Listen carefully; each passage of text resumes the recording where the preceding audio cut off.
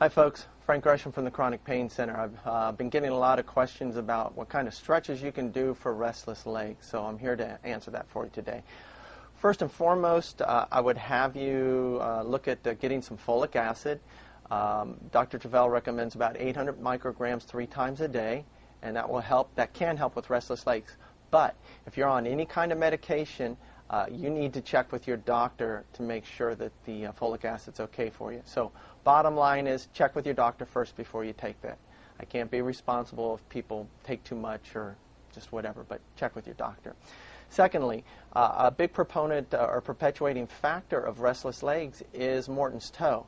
And that's where you have the second toe knuckles just a little bit longer than the big toe, and it's causing you to walk like on an ice skate, or if you twist your ankles a lot. Those of you out there that do, you know what I'm talking about.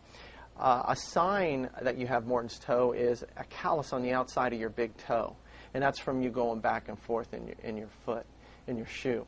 So if you have that, you're going to want to get that corrected.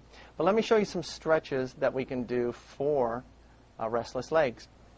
I'm going to stand up out of the picture here a little bit, but here is let's just say that's a step at your house or even a rung in the chair or something. You can put your foot, ball of your foot on the step like this and let your heel drop. I can feel a gentle stretch right there, and that's all I'm going to do. I'm not going to force it down anymore because that's going to cause the muscle to tighten up. I want to do it gently. Take the 2 deep breaths. Just think of it as like a yoga pose. Then, after doing that for two repetitions, I'm going to keep the foot in the same place, but now I'm going to move up over the foot and let the heel drop this way, and now I'm getting the deeper muscle in here, the gastroc, letting that drop. That's a great stretch for that. So I do that for 2 breaths, 2 repetitions. Then, move the shoe or the foot up to the middle of the step. Lean forward a little bit. Where do you feel that?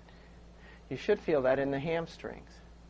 And these are all really easy stretches to do, and it's not involving the whole body. All you're doing is having to stretch like this. Another stretch that I want you to do for the outside muscles of the leg, hopefully you can see this pretty well, is I'm going to stand. I do this sometimes when I'm out shopping or just waiting in line. I just move my ankles like that, and this stretches these outside muscles, the peroneals. And that's a great stretch. When I first started this out, I could only go like this. Now I'm able to bend these pretty far, and that keeps me nice and limber. And if I ever do twist my ankle, I bounce back from it really quickly because the muscles have been stretched. So I do that. Another stretch I do is I'll put my foot against the wall, and I will just open up my stance a little bit to feel the stretch in the adductors here. So that's a really good stretch to do. Also, we need to get the quads here. So what I'll do is sit in a chair. I'll have my patients sit in a chair, and I'll have them just move that leg back a little bit. And sometimes just right there they can feel a stretch. Other times they might have to move it back further to feel a stretch. Now, if you can't do this and that's too uncomfortable, just not a good move for you, you can also lay on the side of your bed and have one leg hang off the edge of the bed. That's going to stretch in here also. So 2 deep breaths. Never, ever stretch into pain. When you stretch into pain, you're going to cause more harm or do more harm than good. So let me get back out here on my little chair.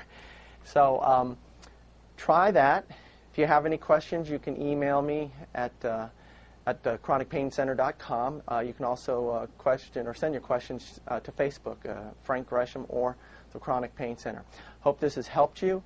And just stretch gently, and sometimes it takes a day or 2, but you should notice a big difference.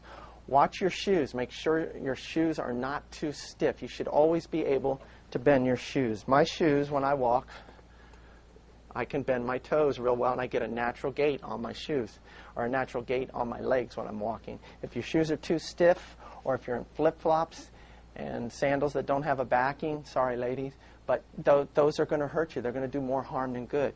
So get the right shoes, get the right equipment, and that way your body's going to respond to that. All right? Hope you guys have a great week, and I'll have some more stretches coming up for you very soon, okay? Take care.